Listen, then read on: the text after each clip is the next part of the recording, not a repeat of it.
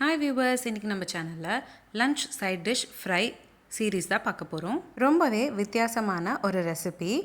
சாப்பாடில் பிசைஞ்சு சாப்பிட்ற மாதிரி வாழைப்பூ வச்சு ஒரு அருமையான ஃப்ரை ரெசிபி தான் பார்க்க போகிறோம்.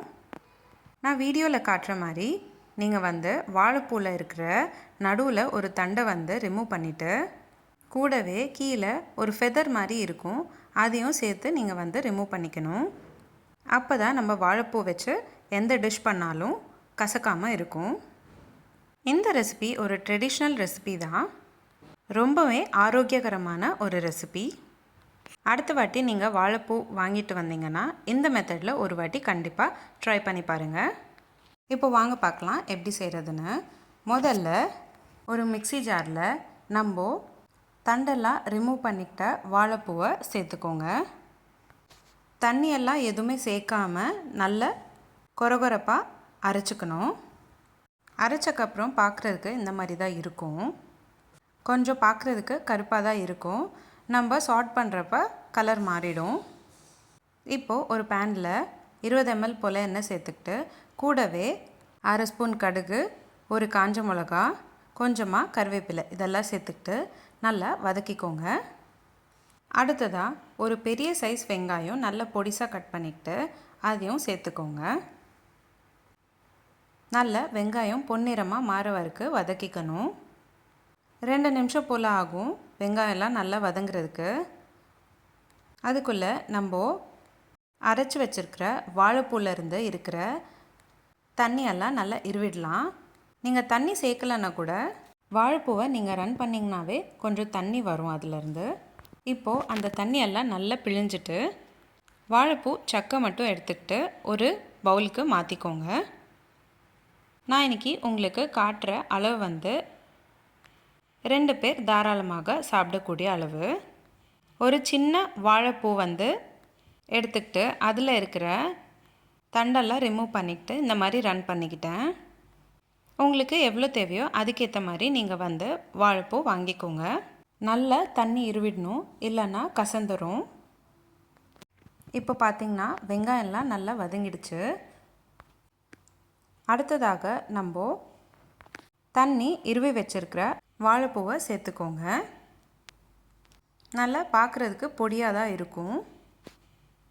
இப்போ நம்ம பேனில் போடுறப்போ கருப்பாக தான் இருக்குது பாருங்கள். நீங்கள் சார்ட் பண்ணுறப்ப அது கொஞ்சம் டார்க் ப்ரௌன் கலருக்கு மாறிடும். தண்ணியே இல்லாமல் நல்லா எருவிக்கணும்.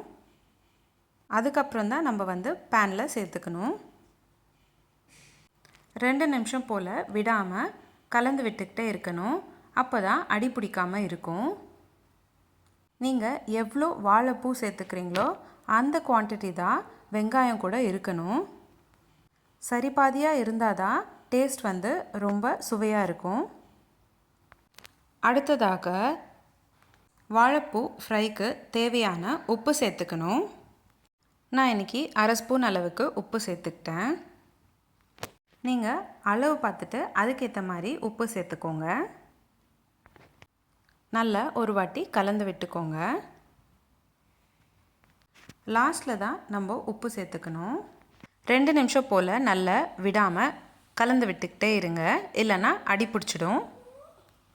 லாஸ்ட்டாக நம்மளுக்கு தேவையான ஆப்ஷனில் தேங்காவும் பருப்பு பொடியும் 2ம் சேர்த்துக்கலாம். நான் இன்றைக்கி பருப்பு பொடி மட்டும்தான் சேர்த்துக்கிறேன். நீங்கள் தேங்காய் சேர்த்துக்கிற மாதிரி இருந்தால் தேங்காவை துருவிட்டு அதுக்கப்புறம் சேர்த்துக்கோங்க.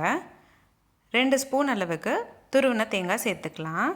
இப்போ பார்த்திங்கன்னா நான் வெறும் பருப்பு பொடி மட்டும்தான் சேர்த்துக்கிறேன்.